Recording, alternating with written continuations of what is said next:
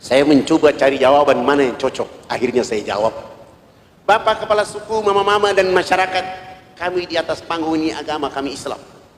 Dalam agama kami diperintahkan Tuhan Allah Sang Pencipta dalam satu hari 5 kali menghadapnya di saat dan waktu yang ditentukan. Tadi kami berdiri mengangkat tangan, itu artinya kami menyerahkan kami punya jiwa, kami punya raga, dan kami punya kehidupan kepada Tuhan Allah. Yang kami bicara-bicara itu Allah Maha Besar, jiwa, raga, dan kehidupan kami kecil, sehingga tangan kiri kami ini malu menutup dada kami, tangan kanan kami pun malu menutup tangan kiri dan dada. Terserah Allah. Mau menghukum kami terserah, mau memberi kami hadiah terserah, karena kami sudah menyerahkan sepenuhnya kami punya jiwa, raga, dan kehidupan kepada Tuhan Allah.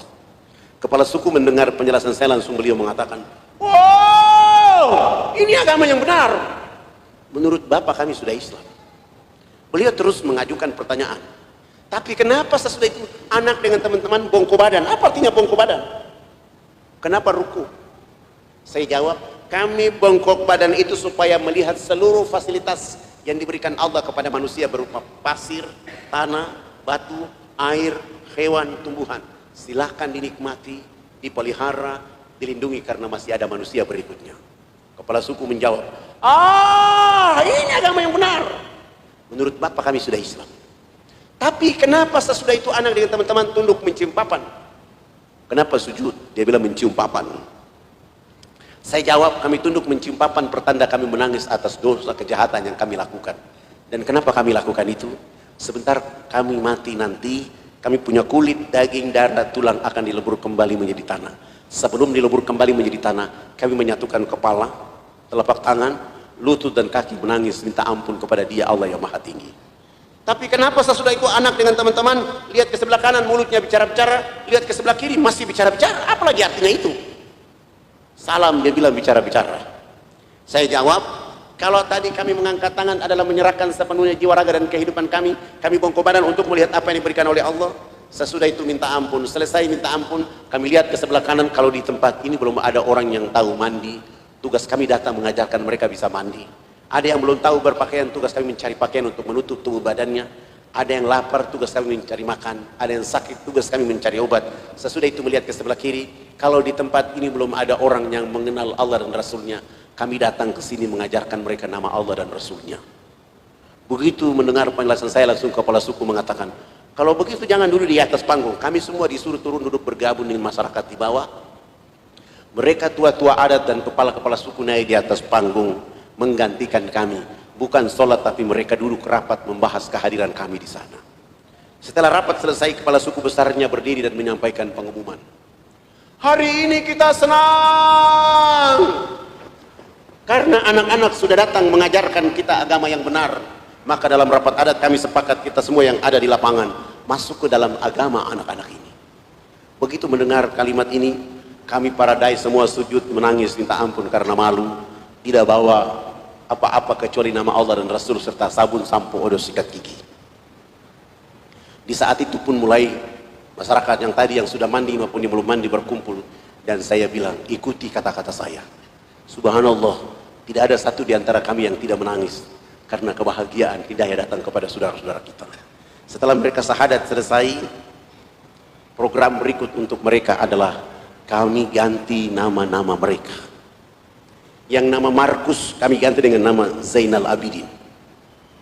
Yang nama Paulus kami ganti nama dengan nama Tajuddin, Hasanuddin, Mahmud. Dan itu nama-nama yang paling cocok untuk saudara kita syahadat di sana. Sangat lucu kalau dia masuk Islam, rambutnya keriting, badannya hitam kering, dipanggil Kang Cecep. Tidak cocok, tidak cocok. Atau dipanggil nama Suroto, itu juga tidak cocok. Tapi Muhammad, Abdul Muthalib, Abu Bakar, nama-nama itu sangat keren untuk mereka. Setelah mengganti nama, pekerjaan berikut yang kami lakukan adalah melaksanakan hitanan massal mulai dari umur 7 bulan sampai umur 63 tahun. Alhamdulillah kami dibantu oleh teman-teman dari Angkatan Laut di bawah komando Letnan Kolonel Dr. Mulia Tarmizi. Lalu kita hitan mereka semua. Setelah itu beliau mengatakan, harus kita kasih tahu Pak Harto. Akhirnya beliau bikin surat, fax ke Jakarta. Pak Harto balas, silakan membawa kepala-kepala suku menghadap saya di Jakarta. Subhanallah, tua-tua adat dan kepala-kepala suku sudah pakai celana panjang, Mereka sudah pakai kemeja, bahkan sudah pakai jas, tapi belum bisa pakai sepatu karena ukuran kakinya rata-rata nomor 47. Tidak ada jenis sepatu itu di sana. Terpaksa kami menggunakan sandal jepit kelebihan tumit, terbang menuju Makassar terus ke Jakarta menghadap Presiden Soeharto. Kami datang ke rumahnya, beliau menyambut kami di depan pintu rumahnya dengan salaman, dengan warga negara, masyarakat, kepala-kepala itu dibawa masuk ke dalam ruang tamu, dikasih minum. Pak Harto sudah menyiapkan oleh-oleh berupa baju gamis, batik, kopiah, sajadah, dan celana untuk kepala-kepala suku, dan uang tunai. Saya ingat waktu itu satu orang 50 juta. Dan Pak Harto juga menyediakan uang tiket untuk bisa pulang. Sebelum menyerahkan ini uang tiket, Pak Harto minta supaya kepala suku besar di antara yang hadir itu menyampaikan sambutan atau konferensi pers. Lalu saya suruh kepala suku yang besar yang bicara. Dia langsung mengatakan, Bapak tidak pantas jadi presiden. Presiden macam apa hanya bangun Jakarta, presiden macam apa hanya bangun Makassar. Pemilu nanti saya akan bicara supaya Haji Muhammad Soeharto tidak boleh lagi dipilih jadi presiden. Kepala suku ini bicara pakai bahasa daerah, Pak Harto juga tidak tahu. Tapi saya perhatikan wajah Pak Harto, senyum dan tertawa kecil. Setelah beliau tertawa kecil, beliau mengatakan, diterjemahkan. Tidak mungkinlah saya menerjemahkan seperti itu. Itu tidak mungkin. Tapi saya mengambil makna perjalanan dan saya bilang sama Pak Harto, Bapak Presiden terhormat, hari ini kepala-kepala suku sungguh bahagia bisa bertemu dengan Bapak Presiden. Dan kepala suku besar tadi mengatakan, Haji Muhammad Soeharto layak jadi Bapak Pembangunan Nasional.